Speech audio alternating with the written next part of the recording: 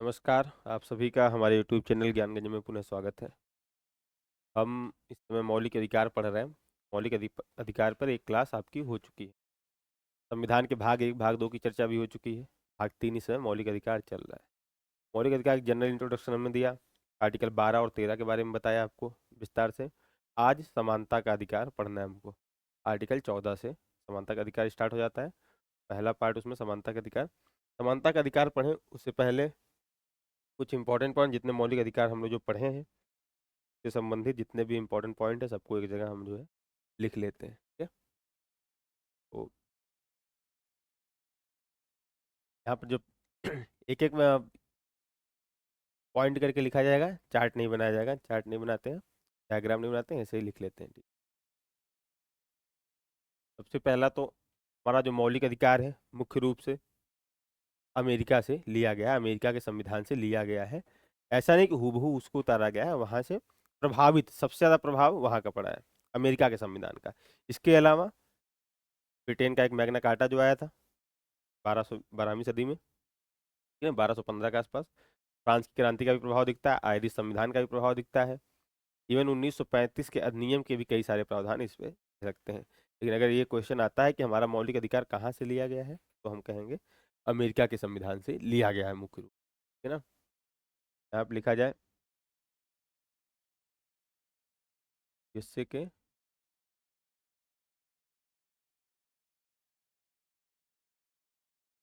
संविधान से प्रभावित।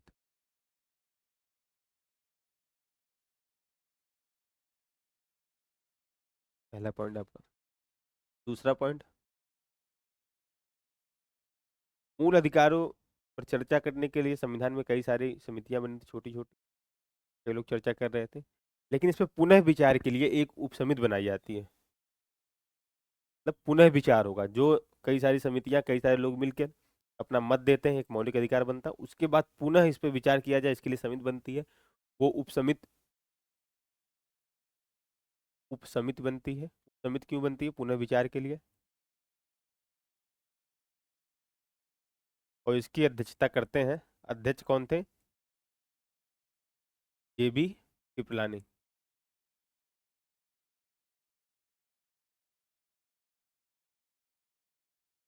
इसलिए लिखवा रहे हैं कि डायरेक्ट क्वेश्चन यहाँ से आता है, नहीं तो हम इसको पीपीटी से दे देते हैं। तो हमको पता है पीपीटी तो आप नोट डाउन करते नहीं है, बोर्ड पे लिखा जाता है, हो सकता है उसको लिखते हो। तीसरा जो पॉइंट है, अब जो यूएसए के संविधान से प्रभावित होकर उपसमिति ने बनाया इसको, जेबी कृपलानी इसके अध्यक्ष थे। ठीक है,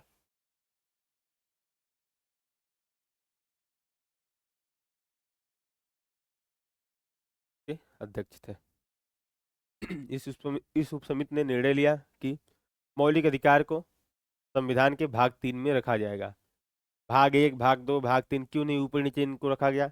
हमने राज्य की परिभाषा देखी, राज्य को समझा कि वहां पर सबसे पहले भूभाग एक होना चाहिए, तो संग्रह भारत के राज्य क्षेत्र की बात की गई। फिर जनसंख्या होनी चाहिए, तो नागरिकता की बात कर दी गई। अब नागरिकता के कुछ अधिकार, नागरिकों को कुछ अधिकार होने चाहिए, इसलिए भाग 2 के बाद भाग 3 की बात की जा रही है। फिर कहा जाएगा डीपीएसपी भाग 4 की कि इन नागरिकता, जो भारत के नागरिक हैं उनको जो अधिकार दिए गए हैं, इनको लागू कैसे किया जाएगा। राज्य का अधिकार है, राज्य कैसे लागू करेगा, वो सब प्रावधान किए गए हैं। तीसरा पॉइंट यहाँ पर लिख लीजिए,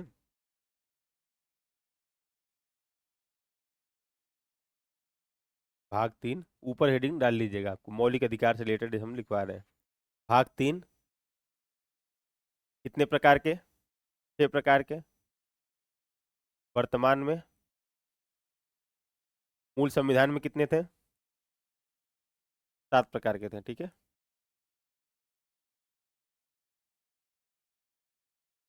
मूल संविधान में 7 प्रकार था। जो सातवां था,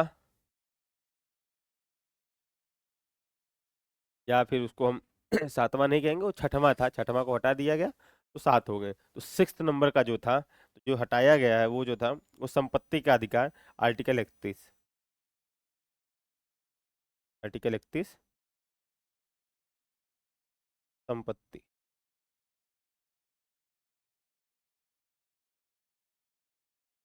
संपत्ति का अधिकार।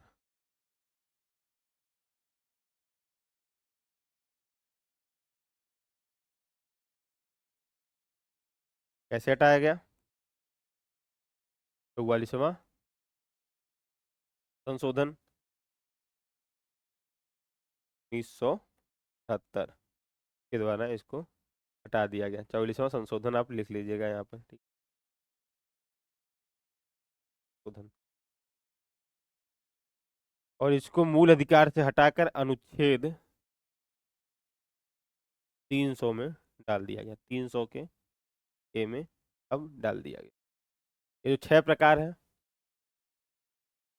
6 प्रकारों को सबसे पहले आता है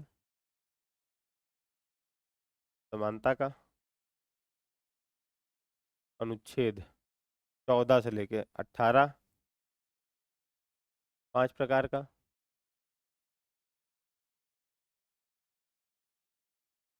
दूसरा है स्वतंत्रता, स्वतंत्रता का अधिकार है। इस स्वतंत्र समानता का अधिकार लिखिएगा, स्वतंत्रता का अधिकार लिखिएगा, ठीक है। समय बचाने के लिए हम ऐसे लिख रहे हैं, बाकी आप ऐसे भी लिख सकते हैं, नहीं मन कर रहा लिखने का तो समझ जाइएगा बस जो लिखे हैं। 19 से 22 तक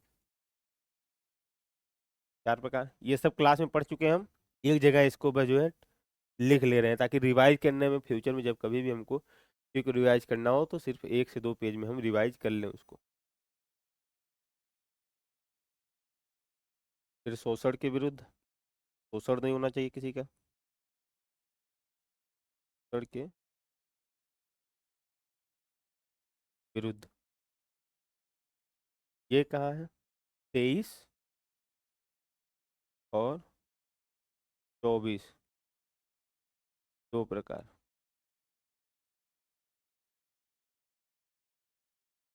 चौथा, चौथा आपका हो जाता है धार्मिक स्वतंत्रता का अधिकार।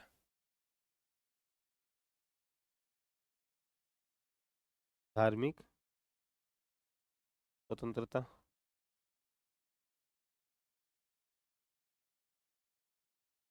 धार्मिक स्वतंत्रता का अधिकार 4 प्रकार के हैं, 25, 26, 27, 28।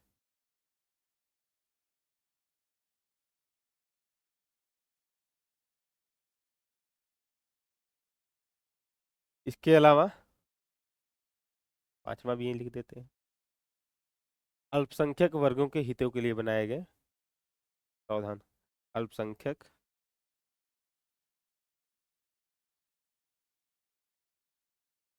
अल्पसंख्यकों के अधिकार।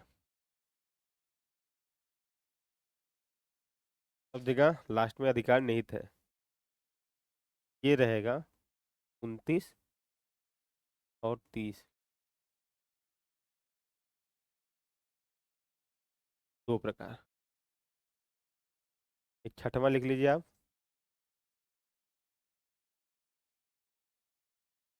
छठवां पहले कौन सा था? आर्टिकल 31 में संपत्ति का अधिकार, परंतु वो समाप्त हुआ। छठवां नंबर पे ऑटोमेटिक कौन आ जाता है? 32 नंबर, संवैधानिक उपचार। ये सुप्रीम कोर्ट का हम अपने जो है मूल अधिकारियों के उल्लंघन पर सीधे सुप्रीम कोर्ट जा सकते हैं।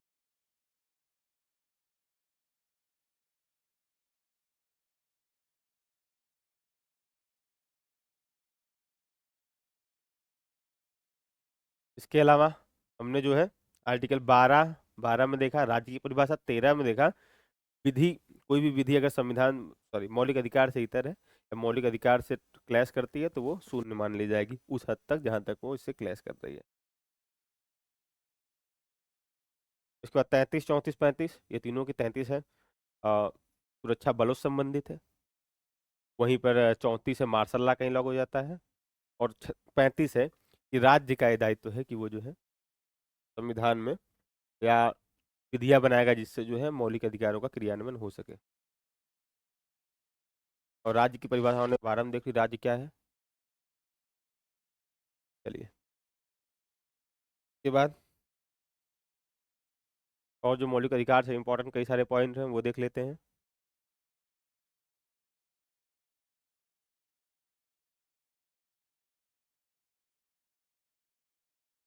मौलिक अधिकार कैसे अधिकार है? कानूनी अधिकार और मौलिक अधिकार में क्या अंतर है? कानूनी अधिकार संविधान में भी होते हैं और मौलिक अधिकार भी, दोनों में अंतर अगर देखा जाए तो एक रहता है कि मौलिक अधिकार का संशोधन सामान्य प्रक्रिया से नहीं संवैधानिक संशोधन से होगा। साथ में अधिकार व्यक्ति की सुरक्षा करते हैं, पर मौलिक अधिकार के बिना सर्वांगीण विकास नहीं हो पाएगा। तो मौलिक अधिकार क्या है? व्यक्ति के सर्वांगीण विकास में सहायक। सर्वांगीण विकास मतलब बौद्धिक, शैक्षणिक, ये सब सर्वांगीण विकास में सहायक। अगला पॉइंट आप लिखिए।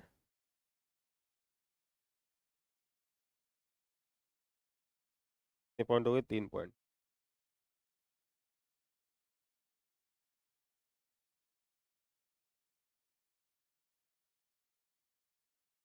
सर्वांगीण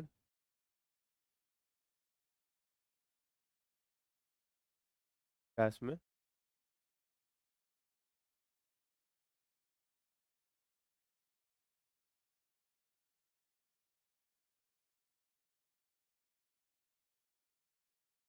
5वां पॉइंट आपका आता है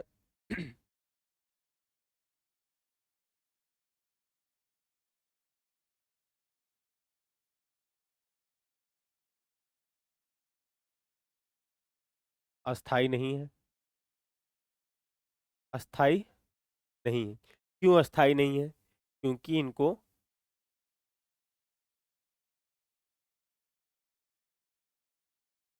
संविधान संशोधन द्वारा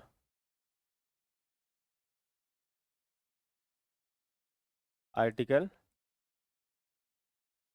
368 के माध्यम से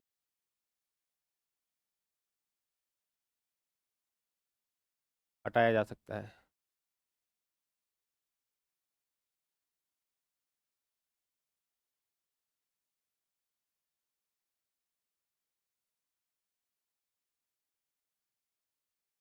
आठवां पॉइंट आप देख लीजिए। सर्वांगीण विकास के लिए सहायक है या सर्वांगीण विकास के लिए आवश्यक है, ये भी लिख सकते हैं आप। अस्थाई नहीं है, साथ में ये सीमित है, असीमित नहीं है। ठीक है।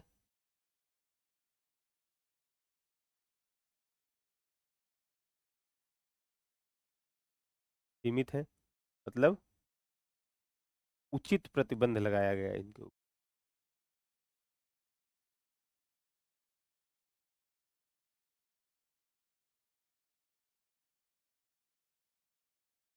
आपातकाल के दौरान, आपातकाल के दौरान स्वतः निलंबित।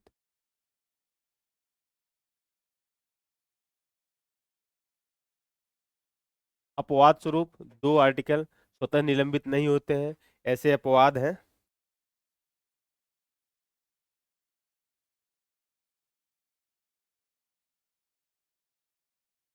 अपवाद आर्टिकल नंबर 20 और के बाद जो अगला पॉइंट है वो सापेक्ष है।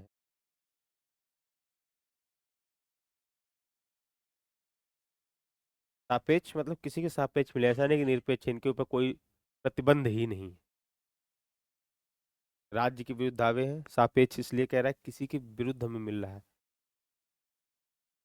इसमें कुछ निरपेक्ष है। सापेक्ष का तात्पर्य एक और है कि इस पर कुछ सीमाएं लगाई गई हैं।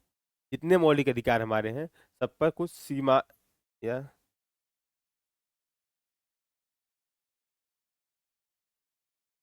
परंतु अपवाद स्वरूप आप देख लीजिए कुछ आर्टिकल ऐसे हैं जिन पर कोई सीमाएं नहीं है, निरपेक्ष जिन्हें कहा जाएगा वो है अपवाद या फिर निरपेक्ष जिन्हें कहते हैं। निरपेक्ष अधिकार कौन कौन से हैं? कौन कौन से मौलिक अधिकार निरपेक्ष है या अपवाद स्वरूप सापेक्ष नहीं है? में आता है आपका आर्टिकल 17,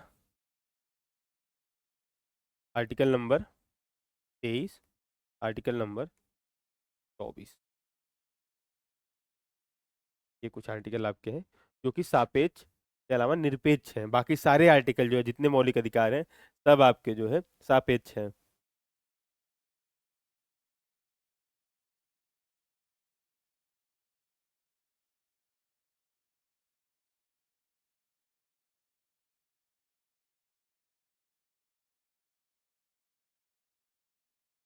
राज्य के विरुद्ध दावे हैं ये।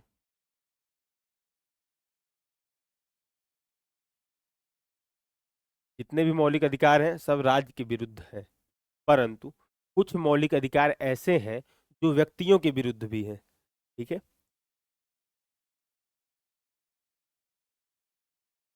अपवाद, राज्य के विरुद्ध जितने मौलिक अधिकार हैं सब राज्य के विरुद्ध मिले, परंतु कुछ मौलिक अधिकार व्यक्ति के विरुद्ध हैं। अपवाद इसमें क्या है? जितना लिखवा रहे हैं वनडे एग्जाम में हूबहू क्वेश्चन ऐसे ही आते हैं, तो ये आप देखिए अच्छे से। अपवाद कौन कौन से रहेंगे? आर्टिकल 15 का 2, जिसको आज हम पढ़ने की कोशिश करेंगे, आज कंप्लीट हो जाए 15(2). इसके बाद आर्टिकल 17 अस्पृश्यता कांड से संबंधित। ठीक है। 15(2 कहता है सार्वजनिक स्थानों पर भेदभाव से निषेध, रूप से मोटी मोटा यही इसमें लिखा गया है, ताकि उसमें सार्वजनिक स्थान मतलब कई सारे स्थान आएंगे, नलकूपों, कुछ प्राइवेट स्थानों पर भी, या किसी व्यक्ति द्वारा भी जो है भेदभाव नहीं किया जाएगा किसी का। अस्पृश्यता। उसके बाद आर्टिकल नंबर 23, 23, 24 दो नहीं, सिर्फ 30, सिर्फ 23, बलात्श्रम, जबरन श्रम। ठीक है।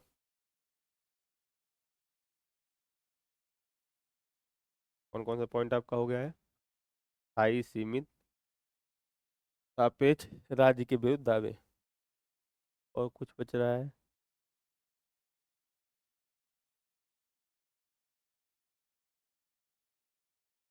10वां पॉइंट आप लिख लीजिए। न्याय संगत या फिर वाद योग्य। क्यों? क्योंकि मौलिक अधिकारों के उल्लंघन पर डायरेक्ट हम आर्टिकल 32 के माध्यम से सुप्रीम कोर्ट में जा सकते हैं। यहाँ पर आप हिंड के लिए अनुच्छेद 32 लिख लीजिए। इनके उल्लंघन पर सीधे हम सुप्रीम कोर्ट जा सकते हैं। के अलावा अ, संविधान का मैग्ना कार्टा कहा जाता है।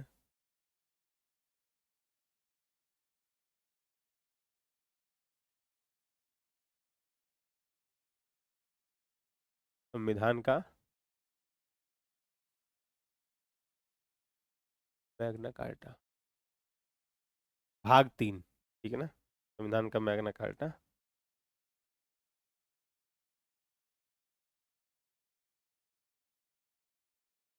भाग 3 को संविधान का मैग्ना कार्टा कहते हैं।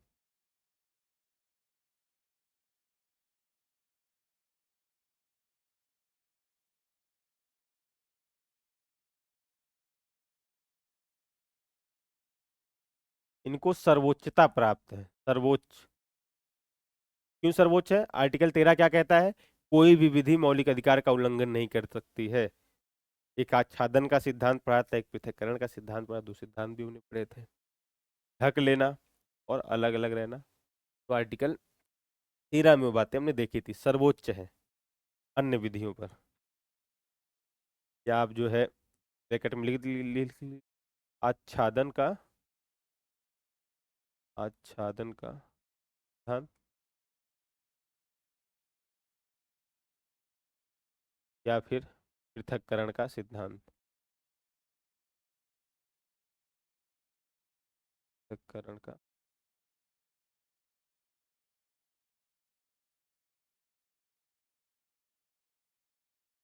आर्टिकल नंबर इसे आर्टिकल 13।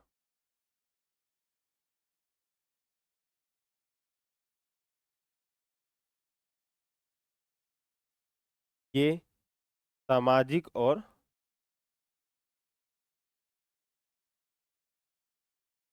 सामाजिक और राजनैतिक समानता की बात करते हैं।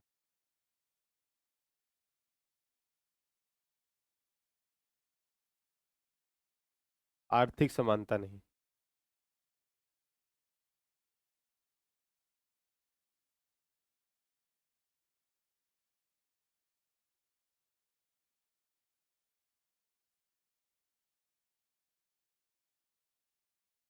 आर्थिक समानता की बात मौलिक अधिकारों में नहीं की गई। आर्थिक समानता डीपीएसपी में बात कि जितने भी आर्थिक समानता संबंधित प्रावधान हैं वो डीपीएसपी में किए गए हैं।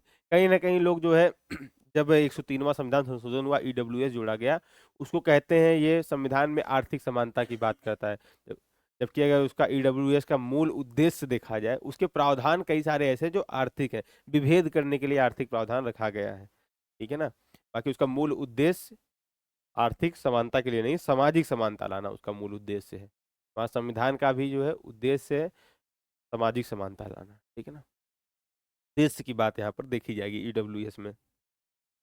एक और इम्पोर्टेंट पॉइंट यहाँ जो आता है, ये नकारात्मक प्रकृति के।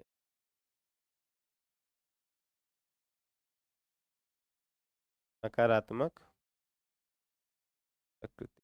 अब नकारात्मक मतलब ये नहीं कि ये निगेटिव है कि आपको जो है जेल में डाल दिया जाएगा, मतलब बुरे अच्छे की बात यहाँ नहीं हो रही है। खराब नहीं है, खराब और अच्छा की बात भी नहीं हो रही।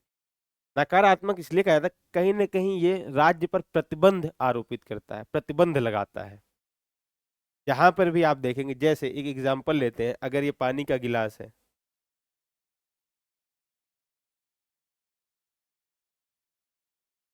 ये क्या दिख रहा है आपको? पानी का गिलास। कुछ लोग कहेंगे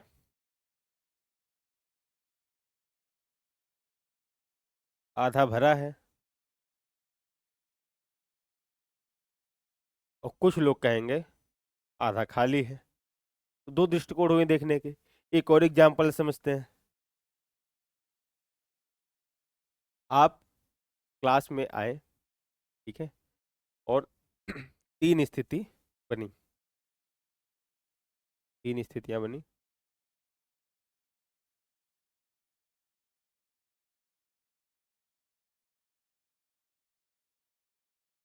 आपके लिए नियम है, मान लीजिए आप राज्य हैं और आपके लिए नियम बनाए गए। प्रेयर में उपस्थित होना है, क्या करना है इसकी बात की गई। सुबह आपको मतलब सारी नोट्स लानी है, नोट्स लाना एक स्टूडेंट के लिए है, मान लीजिए स्टूडेंट एक राज्य है। नोट्स लाना है, होमवर्क करना है, किसी से लड़ाई झगड़ा नहीं करना है।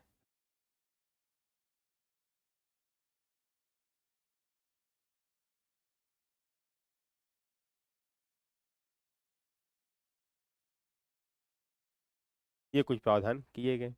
ऐसे कई सारे नियम आपको दे दिए गए। एक कह दिया गया आपको नोट्स लाना है, लड़ाई नहीं करना है, ठीक है। अब यहाँ पर देखिए नहीं वर्ड है, सब जगह लाना लाना है। क्या नहीं करना है, ये बात कही। क्या करना है राज्य को, एक स्टूडेंट को क्या करना चाहिए, वो संविधान में नहीं लिखा गया, क्योंकि करने के लिए बहुत कुछ है। क्या नहीं करना ये सीमित है। तो कहीं ना कहीं हमारे ऊपर प्रतिबंध लगाया जा रहा है। ऐसे ही राज्य पर भी प्रतिबंध लगाए गए हैं कि राज्य क्या नहीं कर सकता है। राज्य असमानता नहीं ला सकता है, समाज में समान रहना चाहिए सबके।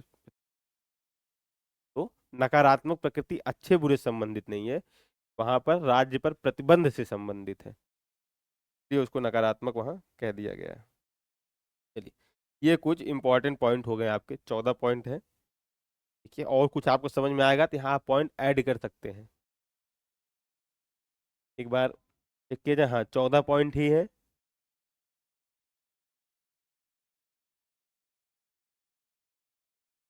आप इन 14 पॉइंट को नोट कर लीजिए, इसलिए लिखवाएगा, थोड़ा टाइम ज़्यादा लगा है, 24 मिनट लग गया सिर्फ लिखवाने में, पिछली क्लास रिकैप करवाने में।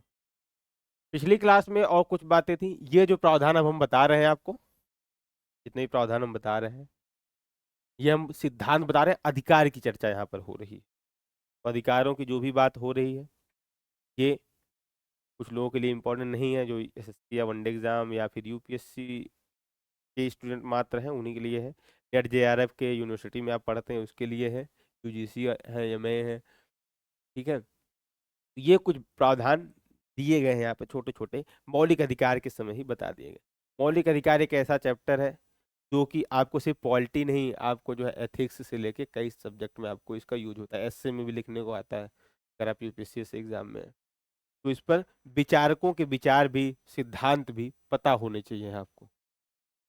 तो यहाँ पे हमने शॉर्ट में लिख दिया है, आप इसको देख लीजिएगा कि प्राकृतिक अधिकार सिद्धांत, ना, कि प्राकृतिक अधिकार वे अधिकार होते हैं जो जन्म से प्राप्त होते हैं, और प्राकृतिक अधिकार की अवधारणा देने वाले जो थे वो जॉन लॉक थे। और ये कहते थे, जॉन लॉक राजनीतिक विचारक है, पॉलिटिकल साइंस वाले जानते होंगे, ठीक है। मनुष्य जन्म से स्वतंत्र और समान अधिकार से युक्त है। मुख्य अधिकार जीवन, स्वतंत्रता और संपत्ति की। प्राकृतिक अधिकार का मुख्य आधार क्या है? जीवन, स्वतंत्रता और संपत्ति। लेकिन फिर इसकी आलोचना भी होती है, और इसकी आलोचना करने वाले में थॉमस हॉब्स, ठीक है, Thomas Hobbes, sorry, Jeremy Bentham जैसे लोग जो है इंपॉर्टेंट है, ये जो है इसकी आलोचना करते हैं कहीं ना कहीं। कि प्राकृतिक अधिकार क्या कहते हैं? एक कोरी कल्पना है या खोखली है, कहा जाए तो खोखले डंडे पर या खोखले ढर्रों पर आधारित एक बकवास है। ये कहते हैं natural right are nonsense upon stilts. Stilts मतलब ये खोखले ढर्रे, यहाँ जो है ये कहते हैं खोखला बांस, खोखला लठ कह दीजिए आप, खोखला लठ। अब खोखले लठ पर जो है खड़े होंगे टूट जाएगा, तो कोई मतलब नहीं है। तो नेचुरल लाइट उसी तरह से है, खोखले बांस के समान बकवास है, ठीक है। ये जेरेमी बेंथम कहते हैं प्राकृतिक अधिकार के बारे में, और जेरेमी बेंथम के हिसाब से प्राकृतिक अधिकार बेकार है, कानूनी और विधिक अधिकार होने चाहिए। कानूनी अधिकार, कानून नहीं है तो अधिकार नहीं है। ये कुछ अधिकार के बारे में अवधारणाएं दी गई हैं, आप पढ़िएगा एक एक करके। आज का जो मेन टॉपिक है वो समानता का अधिकार है। समानता का अधिकार क्या कहता है, देखिए, सभी व्यक्ति, सभी व्यक्तियों को कानून, अधिकार, अवसर और सम्मान के स्तर पर समान मानना, चाहे वे जन्म, जाति, धर्म, लिंग, वर्ग या संपत्ति के आधार पर भिन्न क्यों ना हो। मतलब सबको एक समान मानना, चाहे वो जन्म के आधार पर भिन्न क्यों ना हो। अब बताइए कि या क्या ये जो परिभाषा दी गई है, या समानता, समानता की परिभाषा यही है? और भारतीय संविधान में या दार्शनिक रूप से समानता को थोड़ा विस्तृत रूप से समझा जाएगा कि जन्म के आधार पर सबको समान मान लेना क्या समानता है, यही समझना है हमको। इसके बाद हम देखेंगे, जो भी सिद्धांत थियरी पढ़ेंगे, जो भी नियम कानून पढ़ेंगे, उन्हीं को हमारे संविधान में लिख दिया गया है। तो संविधान में आर्टिकल 14, 15, 16, 17, 18 पढ़ने से पहले के सिद्धांतों को हम पहले समझने की कोशिश करेंगे। तो आप खुद सोच के देखिए कि दो व्यक्ति हैं, एक शारीरिक रूप से विकलांग है किसी प्रकार के, मान लीजिए कि अगर किसी का एक पैर नहीं है, और कोई एक स्वस्थ व्यक्ति है, पूर्ण रूप से स्वस्थ है, दोनों के बीच रेस कराई जाए और 100-100 मीटर की, और जो पहले पहुंच जाए 100 मीटर में, उसको विजेता मान लिया जाए। क्या आप बताइए ये समानता हुई? पहला सवाल आपके सामने है। सम, विधि के इस मामले में तो समान है, नियम सबके लिए सेम है, समानता होनी चाहिए। क्या समानता है? नहीं। तो इसका मतलब क्या निकल के आया? समान के साथ समान व्यवहार करना और असमान लोगों के साथ असमान व्यवहार करना। अर्थात अगर उस रेस का ये नियम हो जाता, जो शारीरिक रूप से विकलांग या जिसके पास एक पैर नहीं है, वो 10 मीटर की रेस मात्र करे, और जो एक एग्जाम्पल दे रहे हैं, उसके लिए कुछ कम टारगेट रखा जाता, या विकलांग को विकलांग के साथ दौड़ाया जाता, सही होता। परंतु अब यहाँ पर एक सवाल और उठता है, वर्तमान में तकनीकें इतनी एडवांस हो गई हैं, समानता पे ये क्वेश्चन मार्क लगता है, क्या सबके साथ समान व्यवहार करना ही समानता है? पहला उसका हो गया, नहीं, समान नहीं, असमान व्यवहार करना चाहिए। लेकिन तकनीकें इतनी एडवांस हो चुकी हैं कि अब किसी के पास एक पैर नहीं है, तकनीकी माध्यम से उसके पैर भी लग सकते हैं। तो ऐसे में समानता की परिभाषा पे फिर से क्वेश्चन मार्क उठता है। प्राकृतिक समानता और सामाजिक समानता जैसा एक सिद्धांत निकलकर इससे आता है। प्राकृतिक समानता क्या है? कि प्रकृति ने शारीरिक रूप से सबको समान नहीं बनाया है। ऐसी स्थिति में जन्म के आधार पर सब लोग समान नहीं है, कुछ लोग विकलांग होते हैं, ठीक है ना। तो वह मान लीजिए किसी को आंख से दिखता नहीं है, कई सारे विकलांग कैटेगरी आती है। तो आप जो है एक बिना पैर वाले को मत समझिए, कोई भी ऐसा है जो विकलांग है, शारीरिक प्राकृतिक रूप से सब समान तो है नहीं। और उनके अधिकार जो है, साथ में एक मनुष्य के रूप में जन्म लेने के बाद भी आपके कुछ अधिकार हो जाते हैं प्राकृतिक। वहीं पे एक सामाजिक अधिकार का जन्म होता है। सामाजिक अधिकार क्या है? समाज के नियम कानूनों द्वारा बनाए गए अधिकार, जैसे जातियां बना देना, विवाह जैसी परंपरा बनाना, ये प्राकृतिक नहीं है।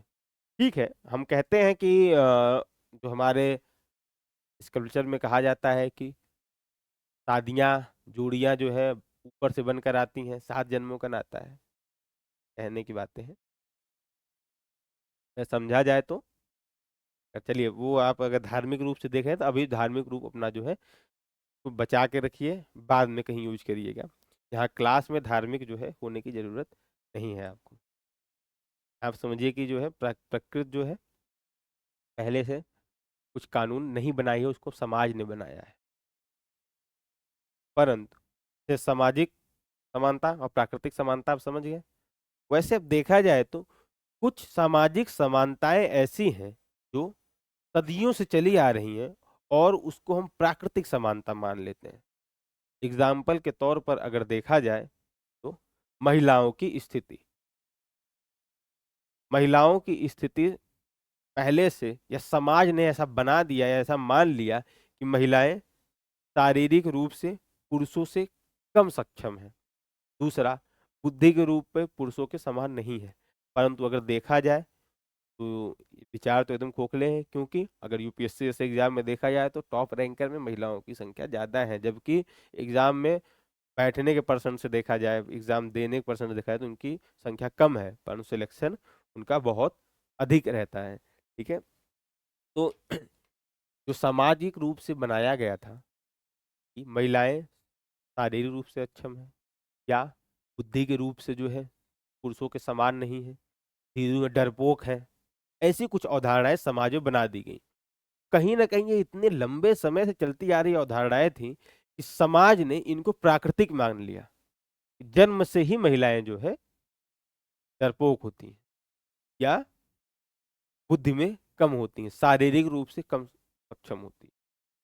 तो कुछ सामाजिक अधिकार ऐसे थे या कुछ सामाजिक जो है नियम कानून ऐसे थे जो कि प्राकृतिक बना दिए। ये आपको कुछ समझाने के लिए कि समानता और असमानता में अंतर क्या है। कुछ समानताएं ऐसी हैं या कुछ नियम कानून ऐसे बना दिए गए समाज द्वारा, कहीं ना कहीं आप देख रहे हैं कुरीतियां कुछ निकल के आ रही होंगी, कुछ ऐसी बातें होंगी जो आपको अटपटी लग रही होंगी। ये क्यों है? तो इन्हीं सब अटपटी बातों से निपटने के लिए संविधान में आर्टिकल लिख दिए। लेकिन वो आर्टिकल आए कहाँ से, ये सब विचारधारा हमारी आई कहाँ से? कुछ विचारकों को भी पढ़ा गया, सिर्फ और सिर्फ अमेरिका और इन सब संविधानों से नहीं लिया गया, कुछ विचारकों के विचार भी देखे गए। कौन सा विचारक, कौन सी विचारधारा, उदारवाद, समाजवाद, नारीवाद, ये सब विचारधाराएं क्या कहती हैं, उनकी विचारधाराओं से ये तत्व निकलता है और हमारा जो है मौलिक अधिकार में समानता का अधिकार आके जुड़ता है। तो चलिए, समानता का अधिकार पढ़ने से पहले आपके सामने ये जानना आवश्यक है समानता क्या है ना?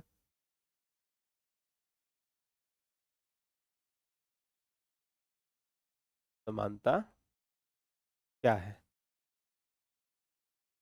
ये आपका पहला क्वेश्चन।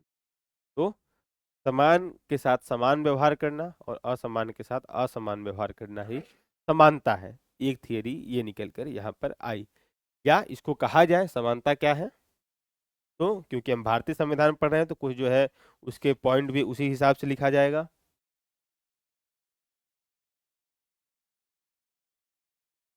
विधि के समक्ष समानता,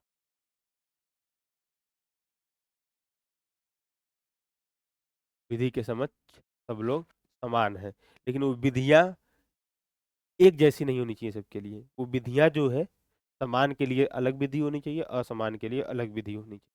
तो एक सिद्धांत और निकल के आता है, विधियों का समान संरक्षण है। विधियों का समान संरक्षण। अब दूसरा क्वेश्चन जो यहाँ से निकल कर आ रहा है वो क्या है? पहला तो है समानता क्या है। देखिए, आप 11th की एनसीईआरटी पढ़िएगा, उसमें जो है राजनीतिक सिद्धांत करके जो है दो बुकें हैं 11th की एनसीईआरटी में, पॉलिटी में। मैं कहा था आपको एनसीईआरटी पढ़ना है, उसमें 11th की जो दूसरी बुक, मतलब एक बुक है राजनीतिक सिद्धांत करके, आपके लिए पहली कौन सी दूसरी कौन सी आप तय करिए। राजनीतिक सिद्धांत वाली बुक में आपको जो है वहाँ पर अधिकार, समानता, ये सब बातें लिखी गई हैं, तो आप समानता वहाँ पर पढ़िएगा। और समानता में कहीं ना कहीं ये सारे जो पॉइंट निकाले गए वहीं से, वहीं की अवधारणा है। क्या होता है कि एनसीईआरटी में इतना कुछ दिया गया है कि अगर आप उतना ही जान लें तो बहुत कुछ पॉइंट आपको क्लियर हो जाएंगे। जब आप पढ़ेंगे तो आप देखेंगे कि ये सब जो बातें आपको बताई जा रही है एनसीईआरटी से ही कहीं ना कहीं प्रेरित है। अब दूसरा बात आता है समानता महत्वपूर्ण क्यों है। समानता की आवश्यकता क्यों है, क्यों ना इसको छोड़ दिया जाए, इसको संविधान में लिखने की आवश्यकता क्या है, समानता की आवश्यकता क्यों। तो कहीं ना कहीं देखा समाज में बहुत सारी असमानताएं विद्यमान है, इसीलिए सरकार को हस्तक्षेप करने की जरूरत पड़ती है। एक एग्जाम्पल एनसीईआरटी में दिया गया है, वहां पे समझे कि आप जो विश्व के 40 सबसे अमीर व्यक्तियों के अगर जो है मनी को या उनकी संपत्ति को जोड़ा जाए, लिख नहीं रहे समझ लीजिए, वजह से 40 सबसे अमीर व्यक्तियों की संपत्ति विश्व के 40 करोड़ सबसे निचले व्यक्तियों की संयुक्त संपत्ति से भी अधिक है। ये एक असमानता है। तो कहीं ना कहीं सरकार की जिम्मेदारी बनती है कि इस तरह की असमानताएं अगर समाज में विद्यमान है तो समानता लाई जाए। इसके लिए क्या करती है सरकार, इनकम टैक्स जैसी व्यवस्थाएं हैं, या कुछ टैक्सेस लगाती है, सेस सरचार्ज लगाती है, ये सब चीजें आती हैं। इकोनॉमी में आप देखेंगे समानता कैसे लाई जाती है। एक और पॉइंट यहाँ पर आता है समानता के आयाम, समानता कितने प्रकार की हो सकती है।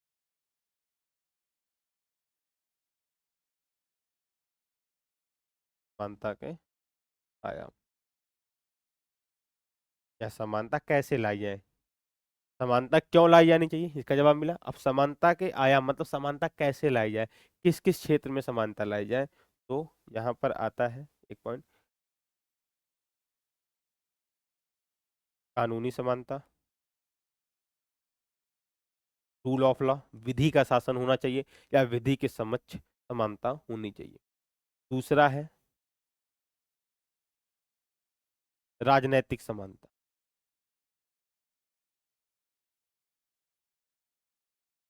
तो आप समझ लीजिए नागरिकता या मताधिकार, मताधिकार,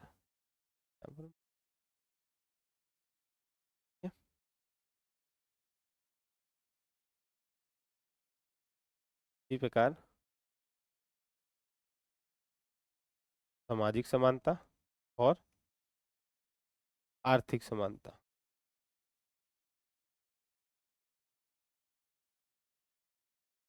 आर्थिक समानता कहीं ना कहीं बात मार्क्सवाद करेगा आने वाले समय में, सामाजिक समानता भी मार्क्सवाद का ही एक जो है, मार्क्सवाद में भी जो है समाजवाद जो है सामाजिक समानता की बात करता है, आर्थिक समानता की थोड़ा और समाजवाद का विस्तृत रूप पढ़ेंगे तो आर्थिक समानता है। अगर आप देखिए कि आर्थिक समानता ला दी जाए, कहा जाए सबको बराबर पैसा है, तो कोई कार्य करने के लिए प्रोत्साहित होगा, आप कार्य करना चाहेंगे। जो नहीं कार्य कर रहा है उसके पास भी उतना ही धन है, आपके पास भी उतना धन है, तो कार्य करने का मुख्य प्रेरणा स्रोत या समाज के विकास का मुख्य प्रेरणा स्रोत कहीं ना कहीं पैसा ही है। तो क्या संविधान में कोई ऐसी बात कही जानी चाहिए थी जो सबको आर्थिक रूप से समान कर दे, क्या ऐसे मौलिक अधिकार हमारे पास होने चाहिए थे। नहीं,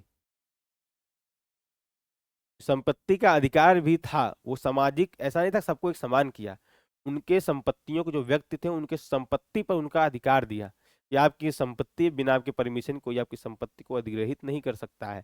फिर ऐसी स्थिति में सरकार को नीति निर्देशक तत्व में जो लिखा गया है कि सबको जो है एक बराबर कहीं ना कहीं जो है आर्थिक समानता उसको दूर करने का प्रयास किया जाए, वो अवधारणा साकार करने के लिए तो वर्षीय संविधान संशोधन द्वारा उसको हटा दिया गया था संपत्ति के अधिकार को। लेकिन संपत्ति के अधिकार कहीं ये नहीं कहा था कि सबको समान बनाया जाए, सबको समान बनाने की बात राज्य के पास जो है ये निर्देश दिए गए हैं, राज्य को, राज्य का एक कर्तव्य है, राज्य पे थोपा नहीं गया है, ठीक है ना। राज्य को जो है कहीं ना कहीं सीमित नहीं कर रहे हैं अधिकार। तो आर्थिक समानता की बात हमारे संविधान में इसलिए नहीं की जानी चाहिए, तो कानूनी समानता, राजनीतिक और सामाजिक समानता की बात कही जाएगी। कहीं ना कहीं नागरिकता से ही जो है आपको मताधिकार जैसी राजनीतिक समानता भी स्थापित हो गई। नागरिकता यहाँ प्राप्त आप किए। अब कानूनी और सामाजिक समानता की बात,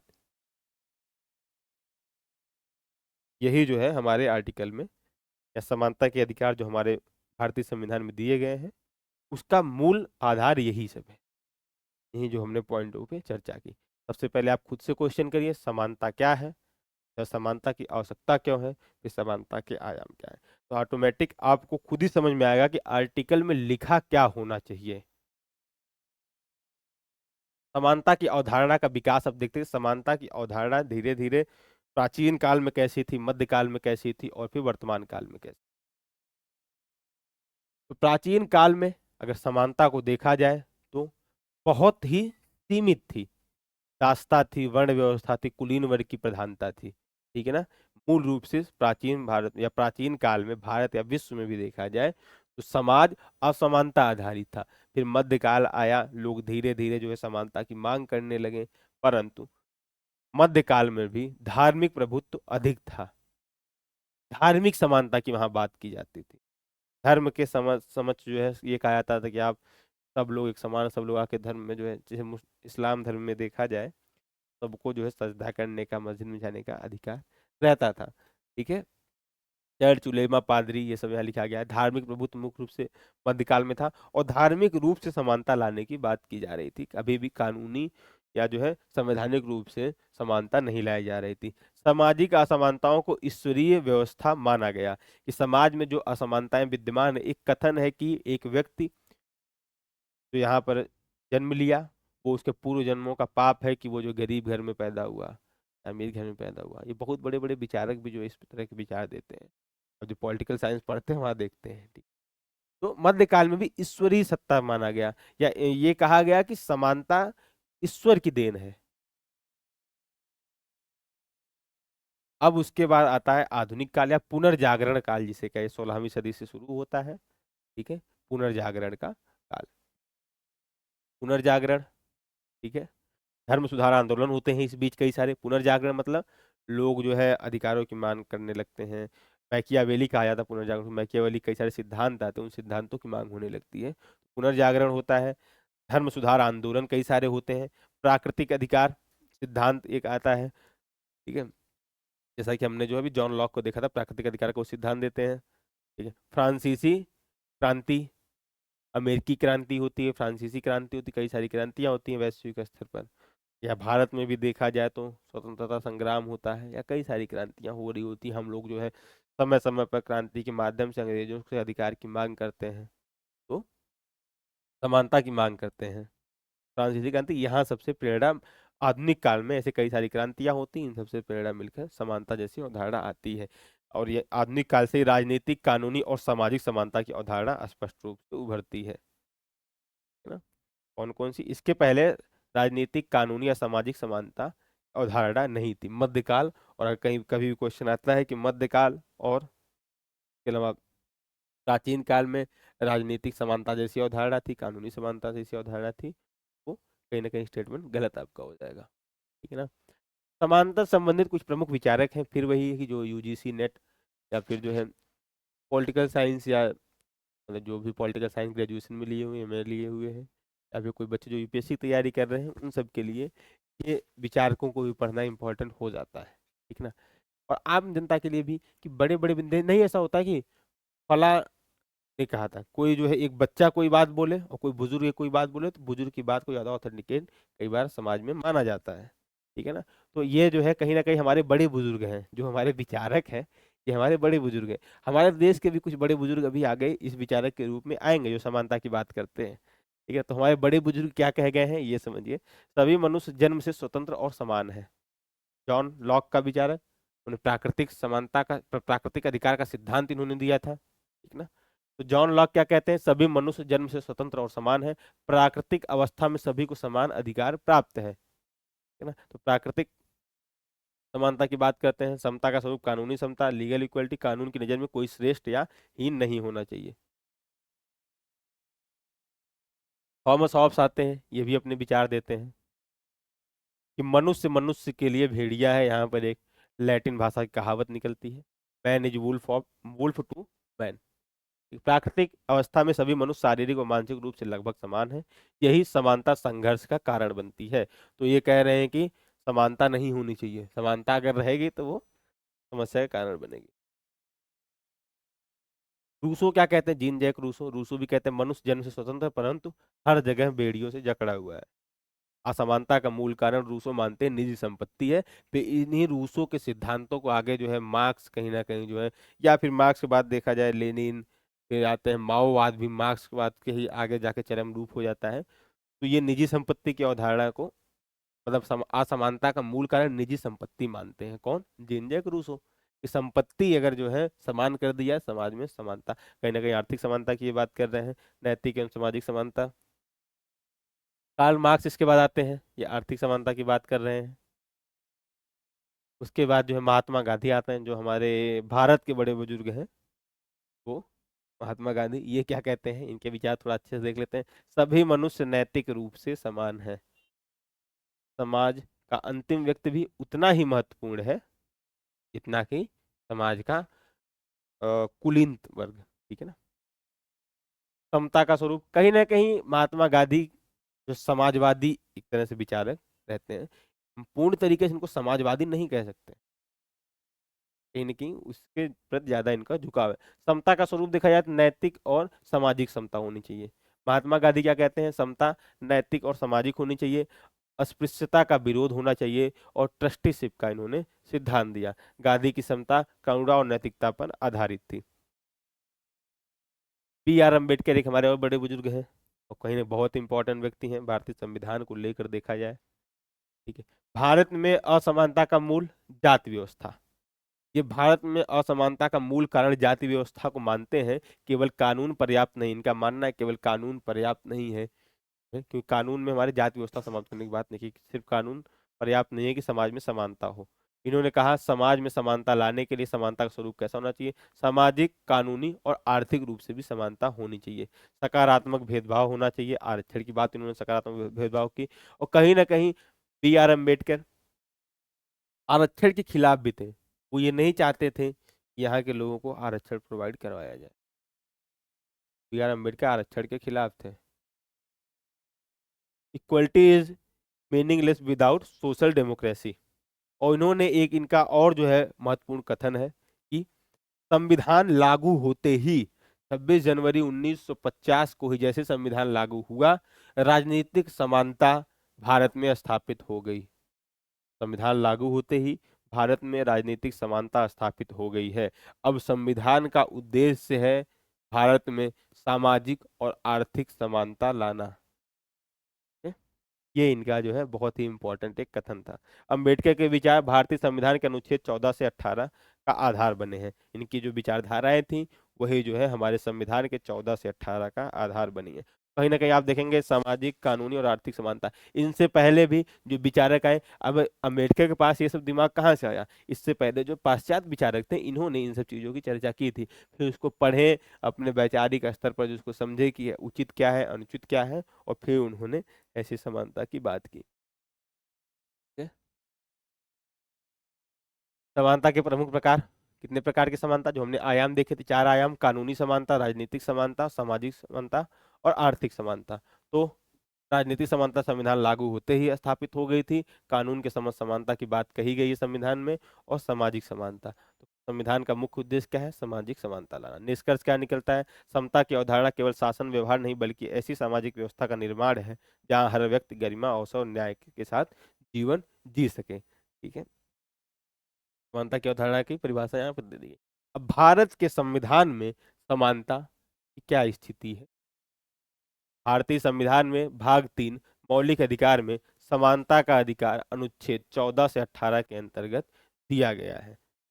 देख लिया है कि समानता का अधिकार, मौलिक अधिकार मुख्य रूप से भाग 3 में है, और मौलिक अधिकार में भी समानता का अधिकार 14 से 18 तक मुख्य रूप से दिखता है।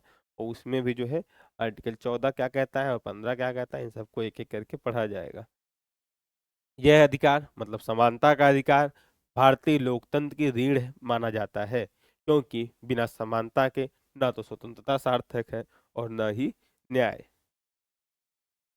वही उदारवादी क्या कहेंगे, स्वतंत्रता इंपॉर्टेंट, बिना स्वतंत्रता कुछ भी संभव नहीं है। समाजवादी क्या कहेंगे, समानता इंपॉर्टेंट। ये सब आप पढ़ चुके हैं ना, समाजवाद, उदारवाद, फांसीवाद, नारीवाद, गांधीवाद, ये सब हम आपको बता चुके हैं शॉर्ट में, बहुत डिटेल में नहीं बताए थे, शॉर्ट में आपको पता है। समानता का सामान्य अर्थ क्या है? समानता का अर्थ यह नहीं कि सभी के साथ हर स्थिति में बिल्कुल एक सा व्यवहार हो, बल्कि अर्थ यह है कि समान परिस्थितियों में समान व्यवहार हो और असमान परिस्थितियों में न्याय संगत या भिन्न व्यवहार हो। समानता प्लस न्याय इज इक्वल टू वास्तविक समानता। तो वास्तविक समानता क्या है? तो हमारे संविधान में जो आर्टिकल दिए गए हैं उनका मुख्य उद्देश्य वास्तविक समानता लाना है, समानता के साथ साथ न्याय भी स्थापित हो। ठीक है, भारतीय संविधान में समानता अब हम देख रहे हैं, अभी तो वैश्विक स्तर देखे, अब भारतीय संविधान में देख रहे हैं। भारतीय संविधान में समानता कैसी है? समानता प्लस न्याय दोनों स्थापित है, समान परिस्थितियों में समान व्यवहार और असमान परिस्थितियों में न्याय संगत भिन्न व्यवहार भी भारत में शामिल है, आरक्षण जैसी अवधारणा। ठीक है ना। भारतीय संविधान की प्रस्तावना में समानता शब्द का प्रयोग किया गया है और समानता में कहा गया है प्रतिष्ठा और अवसर की समानता या फिर स्थिति की समानता, इक्वलिटी ऑफ स्टेटस और इक्वलिटी ऑफ अपॉर्चुनिटी। ये हमारे प्रस्तावना में कहा गया। प्रस्तावना क्या है? हमारे संविधान की आत्मा है, ठाकुरदास भार्गव कह चुके हैं। और प्रस्तावना कहीं ना कहीं उद्देश्य प्रस्ताव ही बाद में जाके प्रस्तावना बना है। और उद्देश्य प्रस्ताव क्या था? उद्देश्य प्रस्ताव में कहा गया था कि हमारे संविधान सभा का उद्देश्य क्या है।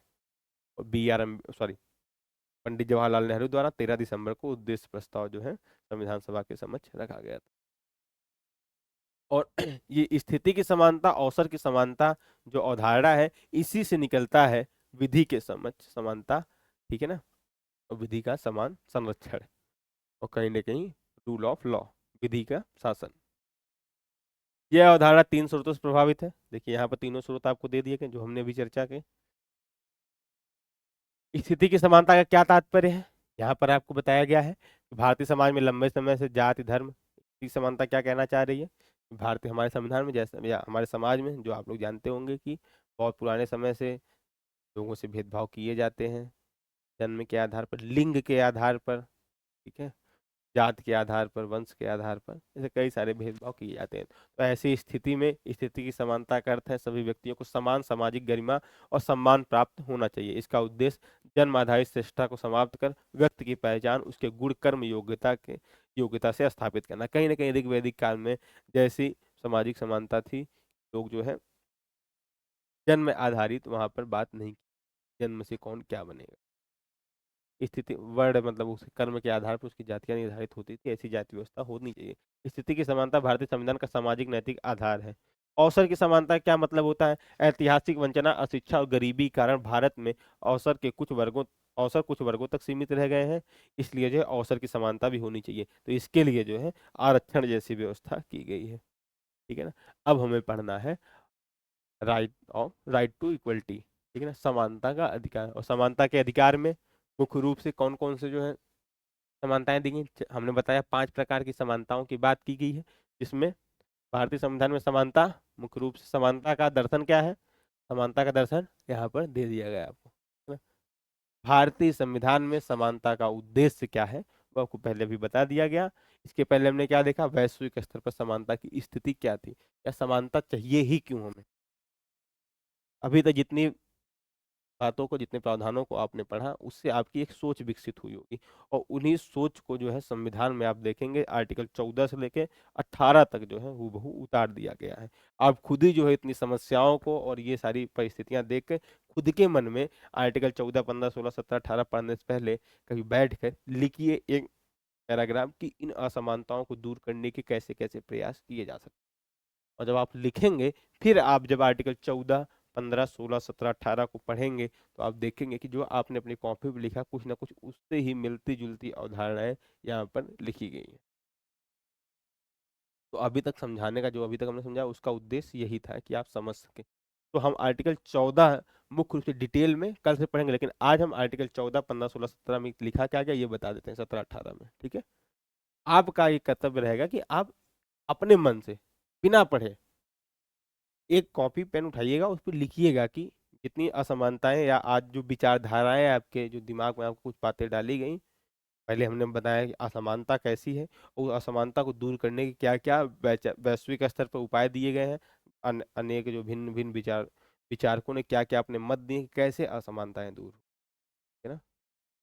या फिर असमानता दूर करना आवश्यक ही क्यों, ये भी हमने समझा। असमानता कैसे कैसे, ये भी समझा। फिर हमने देखा भारतीय संविधान में असमानता दूर किस प्रकार से की, कि आदर्श क्या है, कहाँ से, उसका दर्शन क्या, फिलॉसफी क्या है उसकी, ये हमने पढ़ा। तो आप खुद से जो है एक पैराग्राफ लिखिएगा, तब आपको ज्यादा अच्छे से अंडरस्टैंडिंग होगी आर्टिकल 14, 15, 16, 17, 18 के। हम तो आते हैं और सीधे खड़े होकर आर्टिकल 14 में फला फला फला फला लिखा गया है, 15 में, अभी तक जितनी 2 क्लासें हुई ना वो सारी एक क्लास में हम करवा देते हैं। कल की, इससे पहले क्लास और आज की क्लास दोनों मिलाकर एक क्लास भी नहीं लगता, हम समाप्त कर देते हैं। 3 क्लास 4 क्लास का टॉपिक एक क्लास में समाप्त होता है। परंतु यहाँ पर पढ़ाने का सिर्फ और सिर्फ वही एग्जाम में आए वो रटवा देना नहीं है। अगर आप बहुत डिटेल में पढ़े रहेंगे तो आपको चीजें अच्छे से याद रहती, कहानी के तो आसान भाषा में। चलिए आप खुद से पैराग्राफ पहले लिखिएगा, फिर जब हम लोग कल डिटेल में पढ़ेंगे तो वहाँ आपको सब कुछ मिलता जाएगा।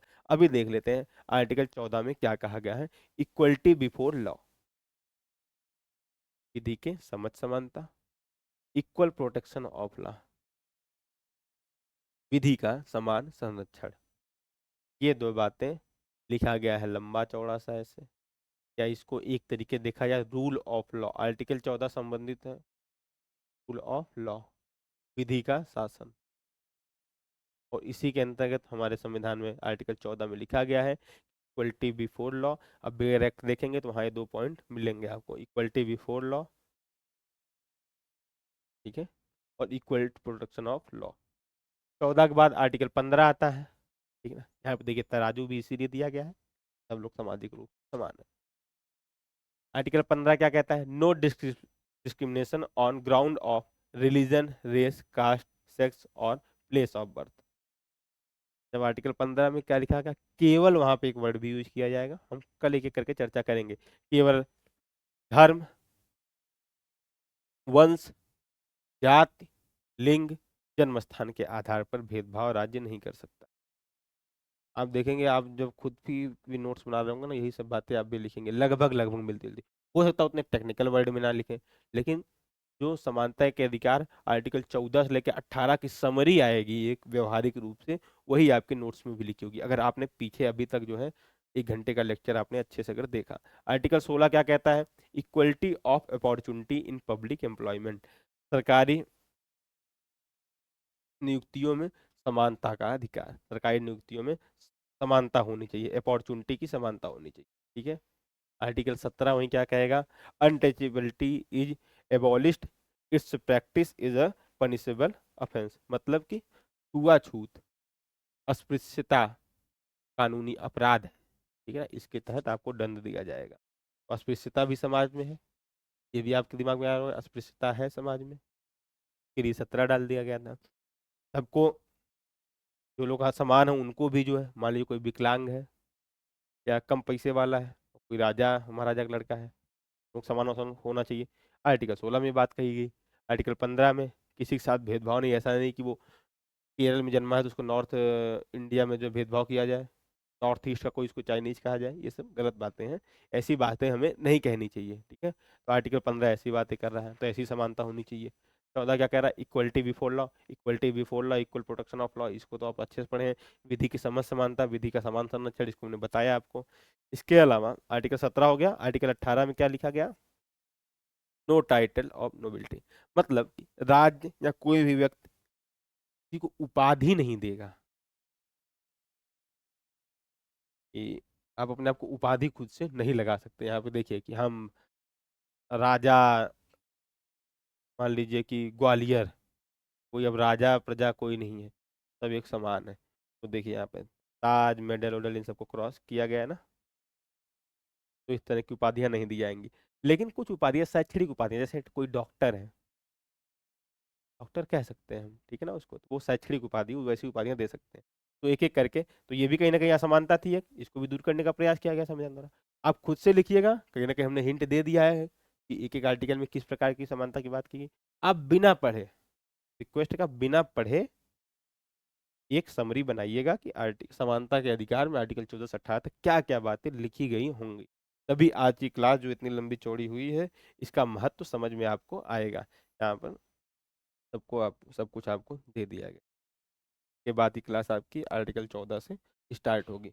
क्योंकि इसके पहले जितनी कथा बातें उसका पढ़ाने का तभी साकार होगा जब आप जो है आर्टिकल 14 से 18 की समरी बिना पढ़े आप खुद से पहले डिराइव करिए, फिर आपको समझने में ऐसा इसलिए करवाया जा रहा है, जब आर्टिकल 14, 15, 16, 17, 18 पढ़ रहे होंगे आपको रटने की जरूरत नहीं पड़ेगी, ना ही समझने में आपको कोई कठिनाई होगी, ना कठिनाई का सामना करना। ठीक है, चलिए धन्यवाद, मिला जाएगा अगली क्लास में। आर्टिकल 14 से स्टार्ट किया जाएगा। थोड़ा हमको पता है कि हम आपको बहुत डिटेल में पढ़ा रहे हैं, कुछ लोग हो सकता है बोर हो रहे हो, लेकिन अगर आप जो क्यूरियस हैं, एक अच्छे स्टूडेंट है, तो आपको मजा भी आ रही है, कुछ नया सीखने को मिल रहा है। रटने की, सिर्फ हम स्टार्टिंग से ही कहते आ रहे हैं कि रटने की आवश्यकता नहीं है, समझने की। इस समझ को विकसित करने के लिए आप जो है समानता के अधिकार की समरी बना के लाइएगा, बिना पढ़े। शर्त है बिना पढ़े। अब तक जो पढ़ा है उसको पढ़ सकते हैं, आगे मत पढ़ लीजिएगा। अब तक जितना पढ़ा है उसको बार बार पढ़िए, फिर बनाइए। चलिए धन्यवाद, मिलते हैं अगली क्लास में।